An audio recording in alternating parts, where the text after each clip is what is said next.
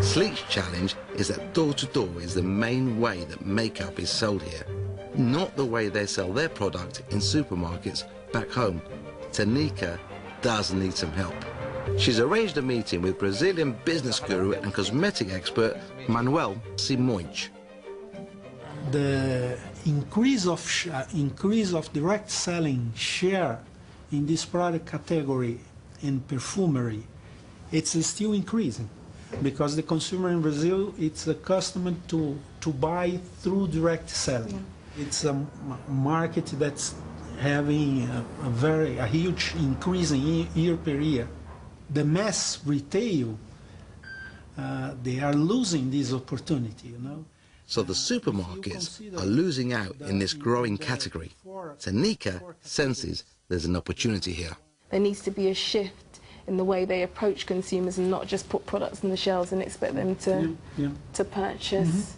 They have to understand that this will be a process to change the habit of the consumer. Which is the hardest thing of all to do. That's coming through loud and clear. I was just wondering, what efforts has everybody else made to do that? Hello. I seem to have asked an interesting question for once. Revlon, L'Oreal, these people... Until '98, I worked at Revlon here in Brazil. I used to be the general manager of Revlon operations in Brazil. Okay. And we tried to import the color cosmetics and introduce in the hypermarkets. L'Oreal also invest in the retail mass market. And they were not also successful. Maybe if they have really a project to develop, I believe that it can be successful. What they can't do is expect that in 6, 10, 12 months they will sell a big amount of money. They have to understand that this will be a process. Manuel is too polite to spell it out, but it sounds like every big company who's tried to sell color cosmetics in Brazil has failed, because the supermarkets just simply lose patience.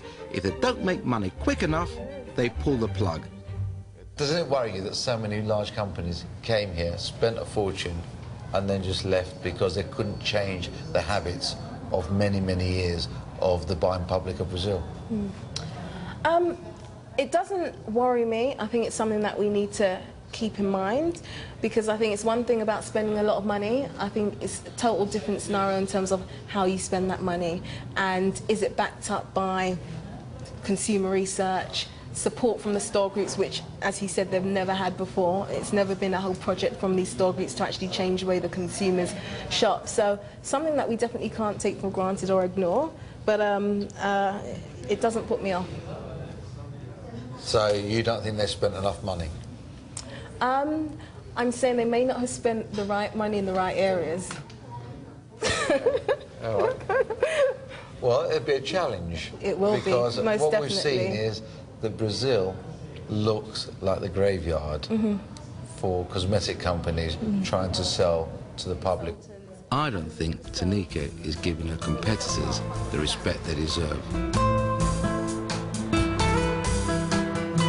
Of course, Brazil is not all about sparkly skyscrapers and busty beach babes. Here is the other side. I went to see one of the many infamous favelas. Hillside shanty towns made familiar to us by films like City of God. You know, when you look around here, it really brings it home to you that Brazil actually is two countries in one. So many people living, not on the breadline, below the breadline. As recently as 2005, a quarter of Brazilians were living in poverty. In recent years, Brazil's booming economy and government programs have started to alleviate poverty, but there's a long way to go. If you're a big company expanding in Brazil, like Cadbury, the government expects you to do your bit too. Osvaldo is keen to show off one of Cadbury's projects. This is a day centre Cadbury has set up for some of the poorest children of the area. The kids here, though, don't just play games. They also get extra study help with their maths and languages. What's your name? Qual que é teu nome? Hã? Michael. Evan. Oh, how old are you? Quantos anos você tem? 7? You're 7. Don't get me wrong, I think this is great. Really excellent and money well spent. Well, while it's all great PR for Cadbury, it won't get the cream eggs and dairy milk on the shelves. I'm still waiting to find out how Cadbury is planning to muscle in on the Brazilian chocolate market.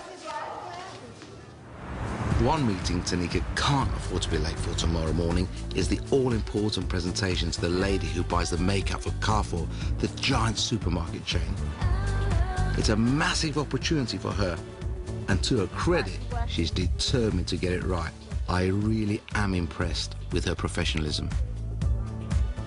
It's a little tiring now, it's quite late. I think we're all tired, we've still got to translate the presentation as well. And we're still adding probably about another 10 slides. So we're going to be here for a few hours yet. In the end, it doesn't take just a few hours. It takes all night. It's the next day.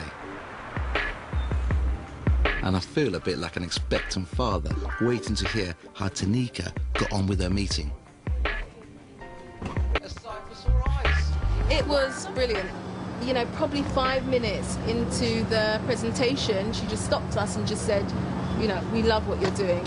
We love the brand and we think it's right for the market. And that is unheard of in terms of buyers. Right? Let me get this right. So she says, I'm happy with the price structure. I'm happy with the margin you've offered me. I'm happy with the product. Sounds too good to be true, but it is. The only thing you didn't do is walk out with a purchase order. Yeah, absolutely. Which we didn't expect to. And it looks like they might have timed their arrival just right. They've said to us there's a space for us in their store in a new concept.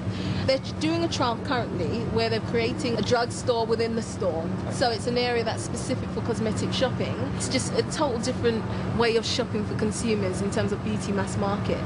And they're rolling it out to another 40 stores next year. So it's almost as if we kind of came on at the right time. That sounds excellent. It seems they've pitched up just as the supermarkets are looking for a new way to sell makeup. Could it be that this East London outfit Sleek succeeds where the big boys like L'Oreal have failed? Renata. But the last crucial missing piece of Sleek's jigsaw is a distributor. They market, sell and distribute the product. Finding a first-rate one is going to be the key to Sleek's success. Time to put my very friendly hosts on the spot. Why did Cadbury fork out for Adams when the company doesn't even make chocolate? Well, as it turns out, Adams was not their first choice. Well, Cadbury tried to get into Brazil through an acquisition before Adams. It was the Garoto chocolate business. It's a chocolate business which is strong. It has close to 25%. And Cadbury made an offer for the business. And unfortunately, Nestlé ended up buying the business. And the case is still in the courts because there is an antitrust litigation going on. Antitrust is there to stop any one company cornering a market and limiting choice.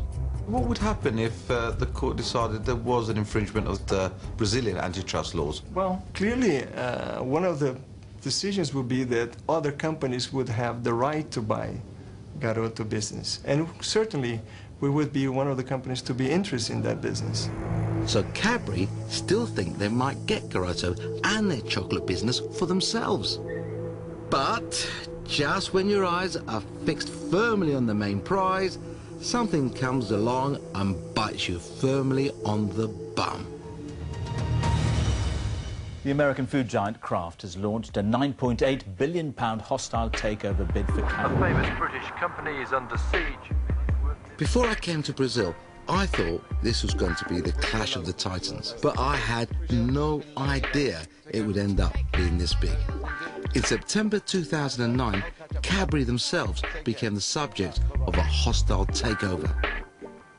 When billion-pound takeovers are at stake, big corporations go into lockdown. No one from Cadbury is allowed to discuss anything about the business until the battle is over. Unfortunately for us, no more filming with Cadbury, and certainly no more chocolates from Mrs. P. Sorry, love.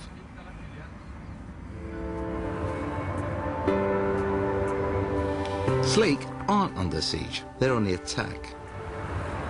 They still need that last piece of the jigsaw, a quality distributor. They're meeting a company called Excellence. I do hope that's a good omen. I think meeting these guys, this is the most important link in the chain, the distributor. I think without the distributor, you can get as many agreements as you want from store groups. You need to have someone on the ground who drives the brand. The man they have to win over is Excellence boss Jacob Neer. He doesn't look an easy man to please. We actually have 303 individual products in the sleep makeup range. In Brazil. Okay. And we tried to import the color cosmetics and introduce in the hypermarkets. L'Oréal also invest in the retail mass market. And they were not also successful. Maybe if they have really a project, they are losing this opportunity, you know. So the supermarkets are losing out in this growing category. Tanika senses there's an opportunity here. There needs to be a shift in the way they approach consumers and not just put products on the shelves and expect them to purchase. They have to understand that this will be a process to change the habit of the consumer. Which is the hardest thing of all to do. That's coming through loud and clear. I was just wondering, what efforts has everybody else made to do that? Hello. I seem to have asked an interesting question for once. Revlon, L'Oréal, these people... Until '98, I worked at Revlon here in Brazil. I used to be the general manager of Revlon operations. Increase of direct selling share in this product category in perfumery, it's still increasing. Because the consumer in Brazil, it's accustomed to buy through direct selling. It's a market that's having a huge increase in year per year. The mass retail.